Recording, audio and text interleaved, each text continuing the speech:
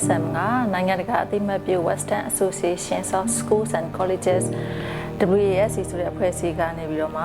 officially recognized တရားဝင်အသိအမှတ်ပြုထားတဲ့ကျောင်းတစ်ကျောင်းလည်းဖြစ်တယ်။ဒါအပြင်ကို ISM က WASC ရဲ့စံချိန်စံညွှန်းနဲ့အညီသင်ကြားတဲ့ကျောင်းတစ်ကျောင်းဖြစ်တဲ့အတွက်ကြောင့်မို့လို့နိုင်ငံတကာအဆင့်မီပညာရေးစနစ်ကိုရရှိနိုင်မယ်လို့ယုံကြည်ပါတယ်။တားကတော့သူဝါနာပါတဲ့ extra curriculum activity မှာပါဝင်တဲ့ volleyball, basketball စတဲ့အားကစားပိုင်းမှာဒီဇိုင်းမမတ်လေးကစားဖြစ်ပါတယ်။ပြီးခဲ့တဲ့နှစ်grade 7 grade 8 YAC basketball tournament championship ကျောင်းလေးကျောင်းပြိုင်ပွဲမှာသားတို့ ISM Dragon Team အဖွဲ့က first place အသီးသီးပထမဆုရရှိခဲ့လို့လည်း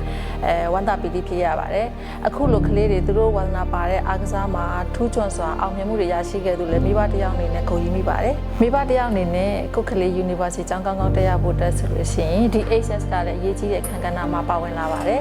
ပထမတစ်ချက်အနေနဲ့ early awareness ခေါ်တဲ့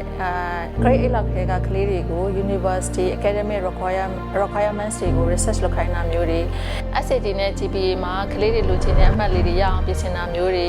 University ရောက်တဲ့အခါမှာသူတို့တက်ချင်တဲ့ major ပေါ်မူတည်ပြီးတော့မှလိုအပ်တဲ့ courses တွေကိုယူဖို့ပြင်ဆင်တာမျိုးလေးတွေဒါအပြင်ကို extra curricular activity အနေနဲ့ sports တွေ volunteer တွေမှာပုံမှန်ပါဝင်ပြီးစိတ်အားထက်သန်လာဖို့တွေအဲ့လိုမျိုးလေးပဲပံ့ပိုးပြင်ဆင်ပေးပါတယ်ဒုတိယတစ်ချက်အနေနဲ့ကတော့ study encouragement အနေနဲ့ကိုကလေးရဲ့ academic ပိုင်းသားမှာကsocial emotional support တွေကိုလည်းပေးဖြစ်ပါတယ် access counselor အနေနဲ့လည်း parents counselor student meeting လေးတွေခေါ်ပြီးတော့မှကလေးတွေအတွက်လိုအပ်ချက်လေးတွေကိုပြင်ဆင်ပေးတာမျိုးလေးတွေgrade 9 to 12ရရှိခဲ့တဲ့ GPA တွေကိုပြန်လည် review လုပ်ပေးတာမျိုးလေးတွေနောက်တစ်ချက်အနေနဲ့